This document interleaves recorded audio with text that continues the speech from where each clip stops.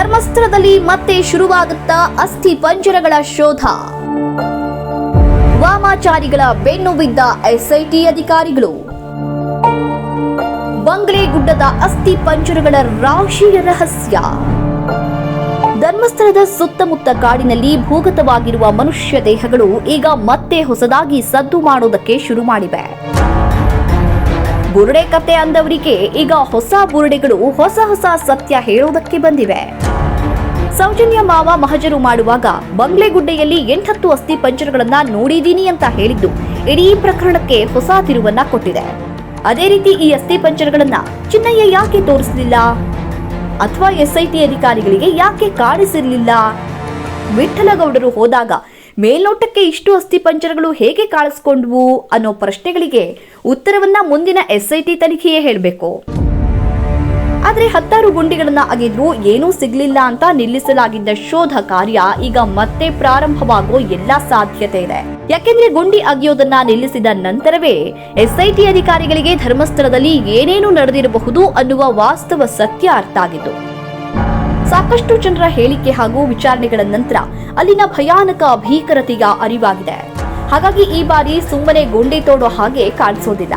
ಜೊತೆಗೆ ಕೇವಲ ಚಿನ್ನಯ್ಯನ ಮಾತುಗಳನ್ನಷ್ಟೇ ನಂಬಿ ಗುಂಡಿ ಅಗೆಯೋದಿಲ್ಲ. ಬಹುಶಃ ಧರ್ಮಸ್ಥಳದ ಸುತ್ತಮುತ್ತ ನಡೆದಿದೆ ಎನ್ನಲಾಗಿರುವ ಕೊಲೆ ಹಾಗೂ ಅತ್ಯಾಚಾರಗಳಿಗೆ ಇನ್ಮುಂದೆ ನಡೆಯಲಿರುವ ಎಸ್ಐಟಿ ತನಿಖೆ ಹೊಸ ಆಯಾಮ ನೀಡೋದ್ರಲ್ಲಿ ಅನುಮಾನವೇ ಇಲ್ಲ.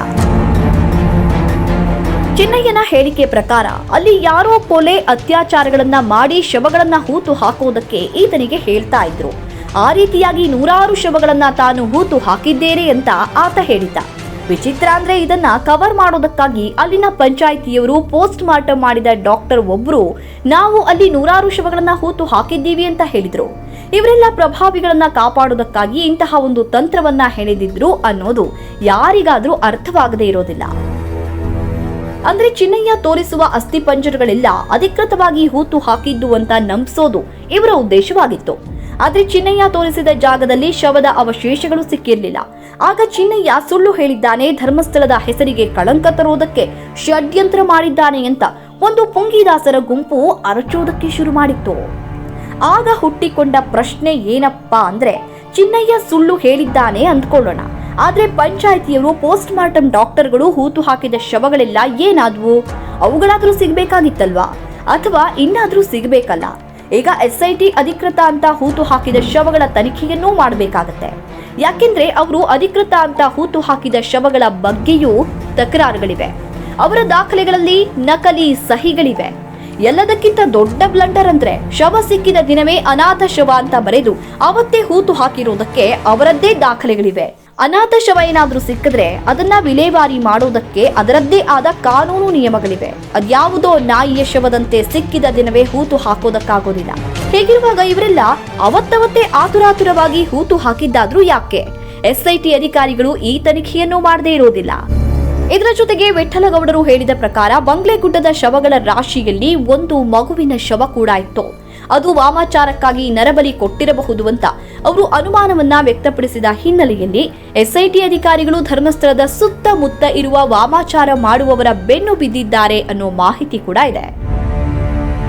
ವಾಮಾಚಾರ ಮಾಡುವವರ ಬಗ್ಗೆ ಮಾಹಿತಿ ನೀಡೋದಕ್ಕೆ ಸಾರ್ವಜನಿಕರಿಗೂ ತಿಳಿಸಲಾಗಿದೆ ಅನ್ನೋ ಸುದ್ದಿಯೂ ಕೇಳಿಬಂದಿದೆ. ನಿಜವಾಗಿಯೂ ಆ ಮಗು ವಾಮಾಚಾರಕ್ಕೆ ಬಲಿಯಾಗಿದ್ರೆ ಯಾವ ಉದ್ದೇಶಕ್ಕಾಗಿ ಬಲಿ ಕೊಟ್ಟಿದ್ದಾರೆ, ಅದರ ಹಿಂದೆ ಯಾರಿದ್ದಾರೆ ಅನ್ನೋ ರಹಸ್ಯಗಳು ಬಯಲಾದ್ರೆ ಪ್ರಕರಣಕ್ಕೆ ಮತ್ತೊಂದು ತಿರುವು ಸಿಗೋದು ಗ್ಯಾರಂಟಿ. ಏನು ಚಿನ್ನಯ್ಯ ತಾನು ಮೊದಲೇ ತಂದಿದ್ದ ಬುರುಡೆಯ ಬಗ್ಗೆ ಕಥೆ ಕಟ್ಟಿದವರಿಗೆ ಈಗ ಅದಕ್ಕೂ ಉತ್ತರ ಸಿಕ್ಕಿದೆ. ಅದು ಕೂಡ ಬಂಗ್ಲೆಗುಡ್ಡದಲ್ಲೇ ಸಿಕ್ಕಿದ ತಲೆ ಬುರುಡೆ ಅನ್ನೋದು ಗೊತ್ತಾಗಿದೆ. ಹಾಗಾಗಿ ಇನ್ನು ಮುಂದೆ ಆರಂಭ ಆಗೋದೇ ಎಸ್ಐಟಿಯ ಅಸಲಿ ತನಿಖೆ. ಯಾಕೆಂದ್ರೆ ಈಗ ಅವರಲ್ಲಿ ಸಾಕಷ್ಟು ವಿಷಯಗಳಿವೆ. ಎಷ್ಟೋ ದಶಕಗಳಿಂದ ಅಲ್ಲಿ ಏನೇನು ನಡೆದಿದೆ ಅನ್ನೋದರ ಬಗ್ಗೆ ಸಾಕಷ್ಟು ಮಾಹಿತಿಗಳು ಸಿಕ್ಕಿವೆ. ಹಾಗಾಗಿ ಇನ್ನು ಯಾವುದೋ ಸುಳ್ಳು ಕಥೆಗಳನ್ನ ಕಟ್ಟಿ ದೇವಸ್ಥಾನ ಅಥವಾ ದೇವರ ಹೆಸರನ್ನ ಬಳಸಿಕೊಂಡು ಎಸ್ಐಟಿ ತನಿಖೆಯನ್ನ ನಿಲ್ಲಿಸುವ ಪ್ರಯತ್ನ ಮಾಡೋದು ಅಷ್ಟೊಂದು ಸುಲಭ ಅಲ್ಲ. ಈಗಾಗಲೇ ಪೊಂಗಿಗಳು ಬಹುತೇಕ ಸೌಂಡ್ ಮಾಡೋದನ್ನ ನಿಲ್ಲಿಸಿವೆ. ಮುಂದೆ ತಲೆಮರೆಸಿಕೊಂಡು ಓಡಾಡೋ ದಿನಗಳು ಕೂಡ ಬರಬಹುದು.